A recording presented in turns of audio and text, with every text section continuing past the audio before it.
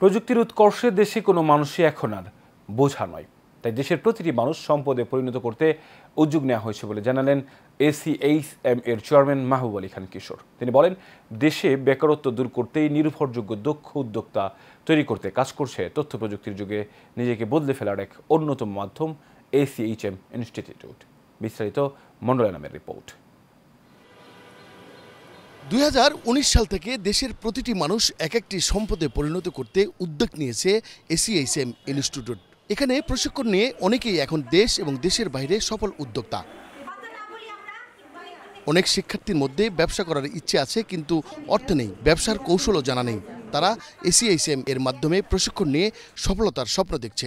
আমি ক্যাটারিংয়ে বিজনেস করছি, ক্লাউড কিচেনে আমি কাজ করছি।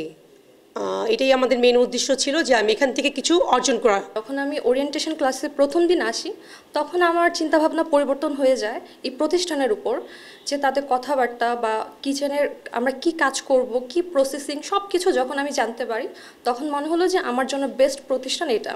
আমার বাইরে যাওয়ার ইচ্ছা আছে, সেহেতু এই সার্টিফিকেশনের মাধ্যমে আমি যাতে কুকিং শেফ হিসেবে সার্ভাইভ করতে পারি, এই জন্য কোর্সটি করা।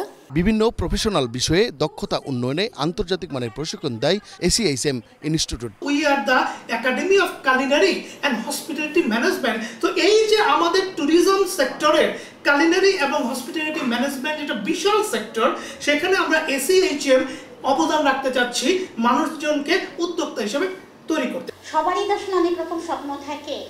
আমারও এই ইন্ডাস্ট্রিতে কাজ করার একটা স্বপ্ন ছিল, তো শুধু কাজ করা না, আমার ইচ্ছা ছিল যে আমি যেটুকু জানি সেটা সবার মাধ্যমে ছড়িয়ে দেওয়া। এখানে যারা স্টুডেন্ট আছে তাদের আমরা 3 মাসের একটা কোর্স শেখাই। এখানে প্রায় 6 মাসও আমরা চালু করছি।